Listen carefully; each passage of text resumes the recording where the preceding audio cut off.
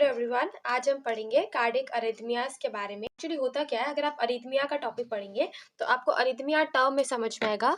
Arrhythmia अगर आप लिखते भी हैं तो इसका क्या मतलब होता है। इसका मतलब होता है कि रिथमिया मतलब रिदम है ना, और अरिथमिया मतलब एब्सेंट ऑफ रिदम या इरेगुलर रिदम।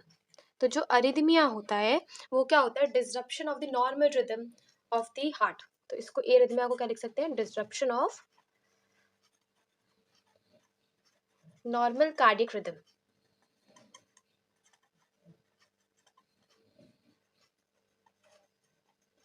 ठीक है। अब होता क्या है कि नॉर्मल कार्डियक रिदम जो है वो हमारे जितने भी साइनसेस है वो रेगुलर है, ये शो करता है। ठीक है, तो अगर हम यहाँ पे लिख लिए ये चीज कि जो हमारा नॉर्मल कार्डियक रिदम है,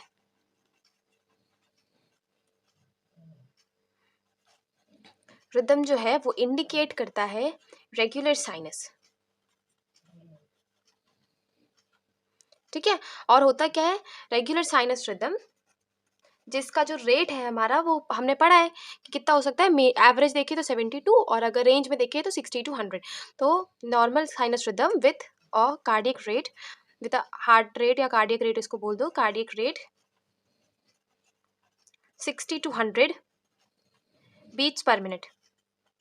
अब 60 से ज़्यादा को हम यूजुअली टैकीकार्डिया बोल देते हैं और 60 से कम को हम ब्रेडीकार्डिया बोल देते हैं। तो ये हो गया हमारा जो कार्डिक रिदम है उसके बारे में। हम देखते हैं एक चीज़ कि हम कब बोलेंगे कि कार्डिक रिदम प्रेजेंट है। ठीक है, तो कार्डिक रिदम प्रेजेंट है बोलने के लिए हमको कुछ कंडीशन होनी चाहिए जो फुलफिल होनी चाहिए। तो कार्डियक रिदम प्रेजेंट कब कब, पहला जब पेस मेकर हमारा ऐसे नोड ही हो, मतलब अगर हमारा ऐसे नोड खराब हो जाए और जो पेस मेकर का काम है वो एवी नोड या कोई और करे तो उस केस में हमारा कार्डियक रिदम मेंटेन नहीं है। दूसरा, जो पी वेव है उसके बाद क्यूआरएस वेव ही या कॉम्प्लेक्स बने, तो each P wave followed by normal QRS complex. मतलब हमको एक नॉर्मल ईसीजी मिलना चाहिए कि अगर ये हमारा पी वेव है तो इसके बाद मुझे ये क्यूआरएस कॉम्प्लेक्स मिलना चाहिए, ये दैट इज नॉर्मल रिदम। ठीक है, तीसरा जो पी आर एंड जो क्यूटी इंटरवल है ये नॉर्मल होनी चाहिए। ठीक है, ये नॉर्मल होना चाहिए। और चौथा, जो हमारे पास आर आर इंटरवल है, मतलब जो दो क्यू आर एस कॉम्प्लेक्स के बीच में जो आर आर का इंटरवल आता है ये हमारा रेगुलर होना चाहिए।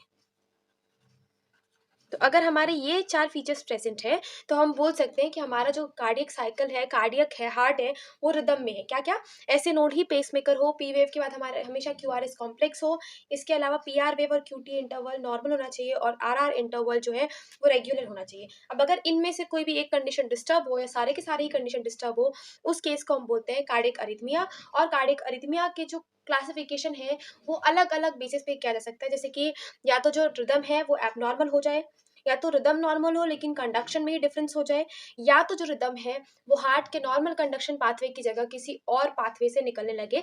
तो ये तीन तरह के बेसिस पे उसको क्लासिफाई किया गया है। तो अब हम इनके बारे में फर्दर डिटेल पढ़ते हैं। सबसे पहले हमने क्या लिखा था कि कार्डिक अरिथमिया। ठीक है, अब कार्डिक अरिथमिया क्या होता है, कार्डिक अरिथमिया होता है disturbance in the cardiac rhythm, disruption या disturbance in the cardiac rhythm.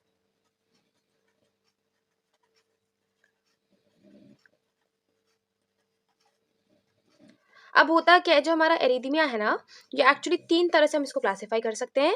ठीक है, एक तो हम क्लासिफाई कर सकते हैं कि जो हमारा साइनस रिदम है वो खराब हो गया, तो एबनॉर्मल साइनस रिदम।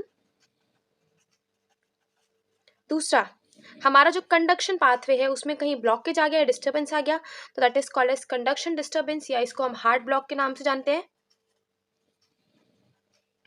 और इसके अलावा तीसरा हमारे पास आता है एक्टोपिक, मतलब कोई दूसरी जगह other than the normal conduction pathway, तो एक्टोपिक कार्डियक रिदम।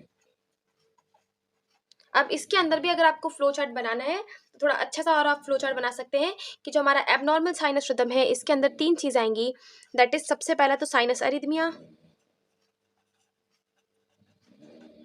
दूसरा साइनस टैकीकार्डिया, और तीसरा आएगा हमारे पास साइनस ब्रेडिकार्डिया। ठीक है, और अगर हम कंडक्शन की ब्लॉक की बात करें तो सबसे पहला इसमें आता है एसिनोडल कंडक्शन या एसिनोडल ब्लॉक, फिर आता है हमारे पास दूसरा एविनोडल ब्लॉक, और तीसरा हमारे पास इसमें आता है that is bundle branch block.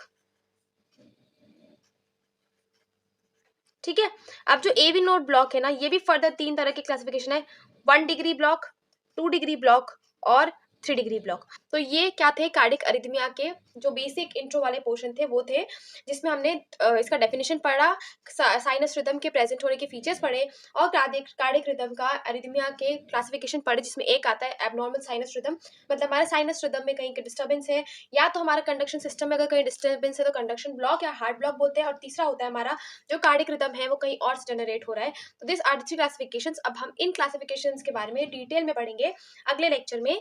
Till then just do write me the topic you want the next video on, और आप बता सकते हैं उस इस हिसाब से I can help you out, क्योंकि यूनिवर्सिटी एग्जाम्स बहुत क्लोज है, तो आपको वो टॉपिक्स जो आपको डिफिकल्ट लगते हैं फिजियोलॉजी के केस में, एनाटमी के केस में, even in case of biochemistry, you can just do right in the comment section and I will definitely try to help it out. Thank you so much, and till then we'll meet in the next video. Bye bye.